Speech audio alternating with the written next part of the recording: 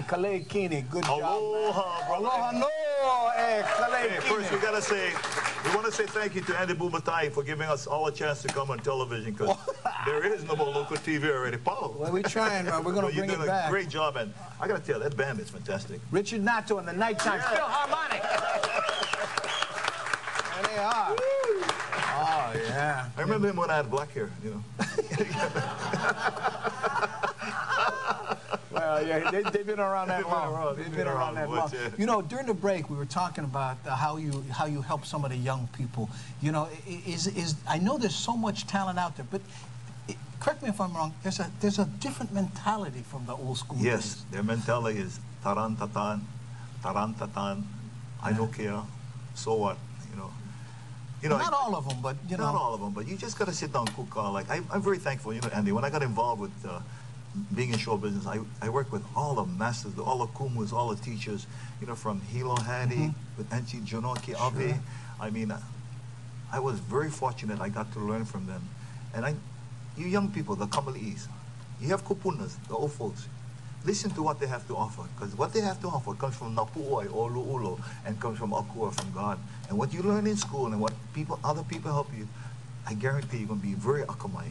Yeah, and not only that, you've been around the block. You know what I mean? You've got the scars and the arrows in your back, and then when you try to tell them, hey, you know, maybe you should do things a little different because, no way, you know. And I tell you something, it's interesting because how much do you think has to do with these new technologies out there, the internet and a lot of it, the overdubbing? Yeah, a lot of it. Yeah. You know, guys like us, you know, I had the learning from.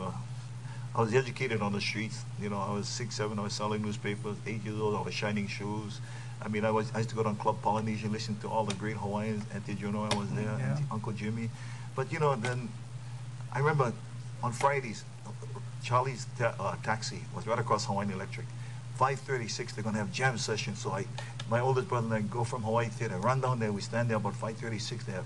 And they said, oh, the 2 Hawaiian boys from Papukule, come over here, sing us a song.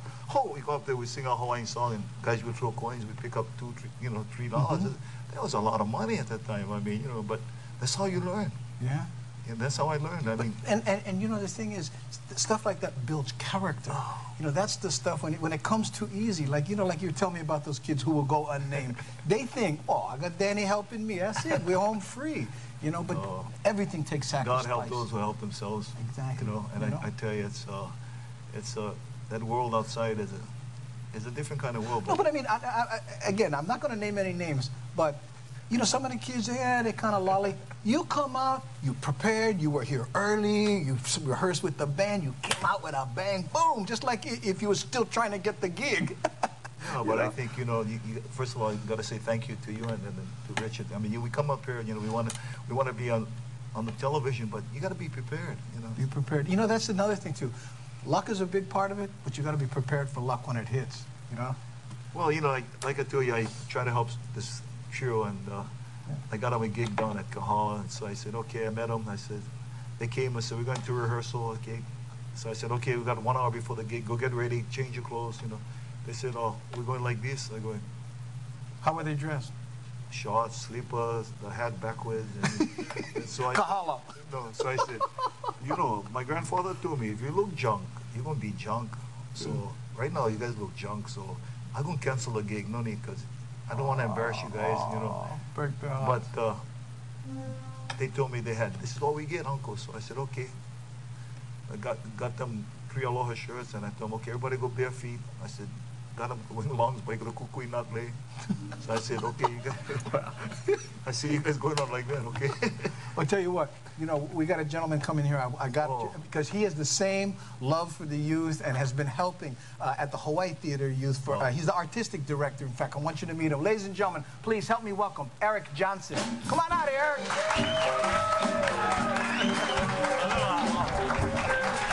Hey, how are you? Great to be back here. Thank you, Eric. I had to get you out here because you had a couple old fogies talking about the young people.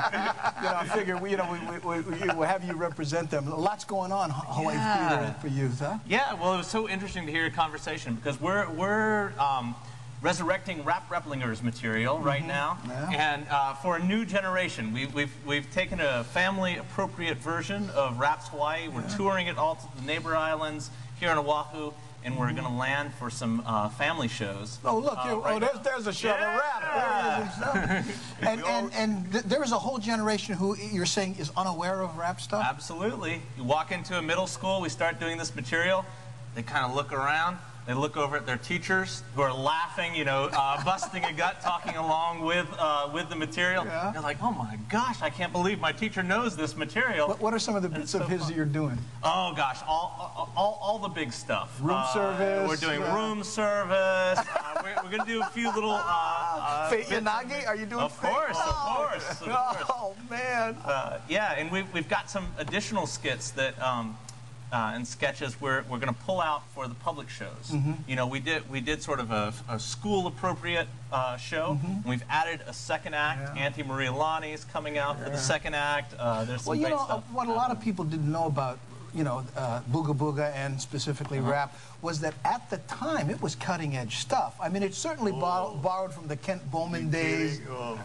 Yeah. I got to tell you, Booga Booga did my television show. You know, I had the Danny Coutinho show.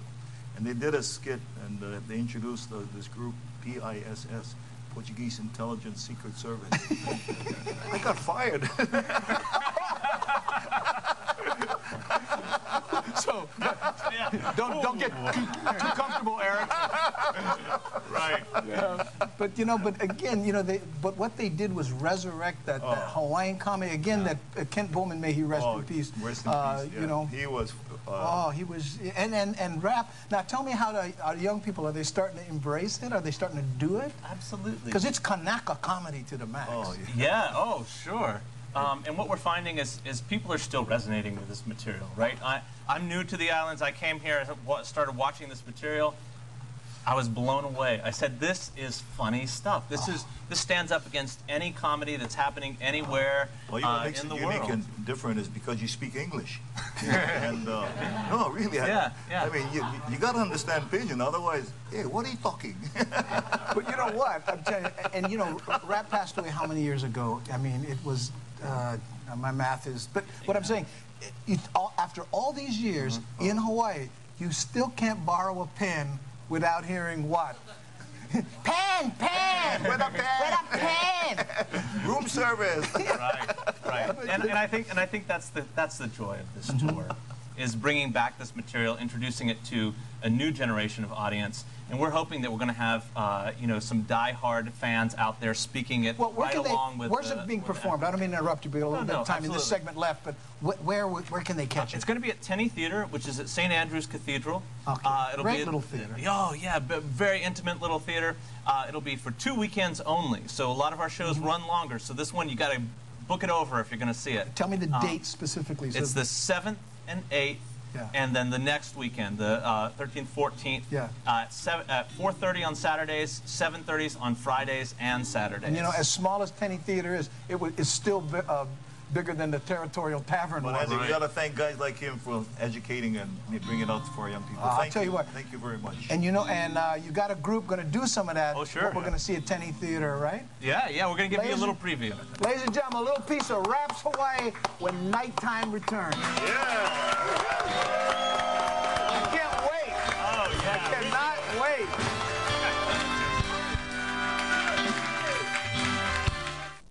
Better hearing is better living. Come to Island Audiology for a free hearing aid demonstration. Dr. Robin Whelans will personally take care of you. As a doctor of audiology, Dr. Whelan's expertise really makes the difference. Testing, counseling, and offering the best hearing device for your budget and needs. Learn more about Bluetooth hearing aids and rechargeable batteries. Enjoy each moment with friends and family. Call today for an appointment. Better hearing is better living.